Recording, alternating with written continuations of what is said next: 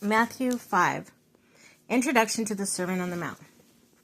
Now when Jesus saw the crowds, he went up on a mountain side and sat down. His disciples came to him, and he began to teach them the Beatitudes. He said, Blessed are the poor in spirit, for theirs is the kingdom of heaven. Blessed are those who mourn, for they will be comforted. Blessed are the meek, for they will inherit the earth.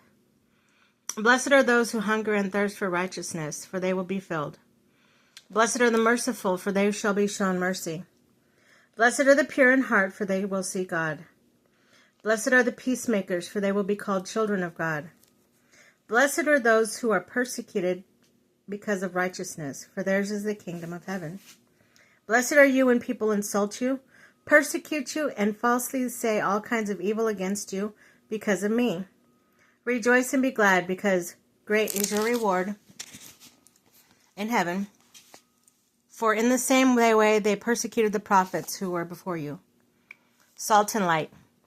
You are the salt of the earth.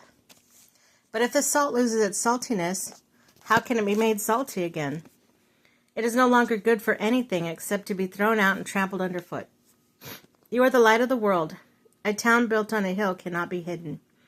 Neither do people light a lamp and put it under a bowl. Instead, they put it on a stand, and it gives light to everyone in the house. In the same way, let your light shine before others, that they may see your good deeds and glorify your Father in heaven. The fulfillment of the law. Do not think I have come to abolish the law or prophets. I have not come to abolish them, but to fulfill them.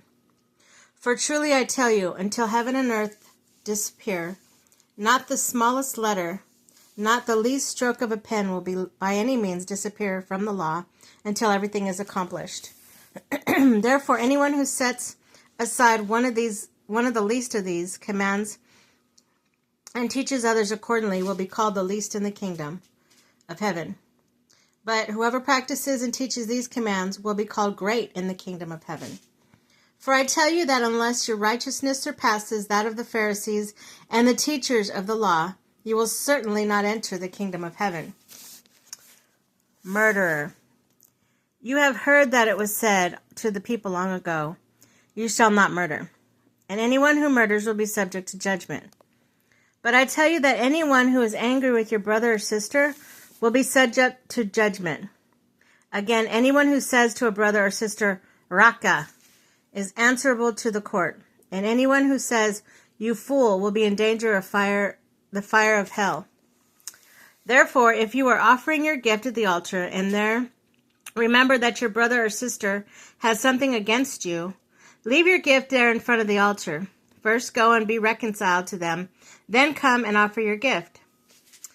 Settle matters quickly with your adversary who is taking you to court. Do it while you are still together on the way, or your adversary may hand you over to the judge, and the judge may hand you over to the officer, and you may be thrown into prison. Truly I tell you, you will not get out any until you have paid the last penny. Adultery. You have heard that it was said, You shall not commit adultery. But I tell you that anyone who looks at a woman lustfully has already committed adultery with her in his heart. If your right eye causes you to stumble, gouge it out and throw it away. It is better for you to lose one part of your body than for your whole body to be thrown into hell. And if your right hand causes you to stumble, cut it off and throw it away. It is better for you to lose one part of your body than for your whole body to go to hell. Divorce. It has been said, anyone who divorces his wife must give her a certificate of divorce. But I tell you that anyone who divorces his wife except for sexual immorality makes her the victim of adultery. And anyone who marries a divorced woman commits adultery. Oaths.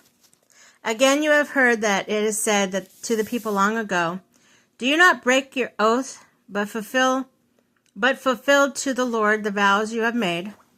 But I tell you, do not swear an oath at all, either by heaven, for it is God's throne, or by the earth, for it is his footstool, or by Jerusalem, for it is the city of the great king. And do not swear by your head, for you cannot make even one hair white or black. All you need is to say simply yes or no. Anything beyond this comes from the evil one. Eye for an eye. Oh, my hands are dirty. You have heard that it was said, eye for an eye and a tooth for a tooth. But I tell you, do not resist an evil person. If anyone slaps you on the right cheek, turn to them the other cheek also. And if anyone wants to sue you and take your shirt, hand over your coat as well. If anyone forces you to go 1 mile, go with them 2 miles. Give to the one who asks you, and do not turn away from the one who wants to borrow from you. Love for enemies. You have heard that it was said, love your neighbor and hate your enemy. But I tell you, love your enemies and pray for those who persecute you, that you may be children of your Father in heaven. He causes his sun to rise on the evil and the good, and sends out rain on the righteous and the unrighteous. If you love those who love you, what reward will you get? Are not even tax collectors doing that?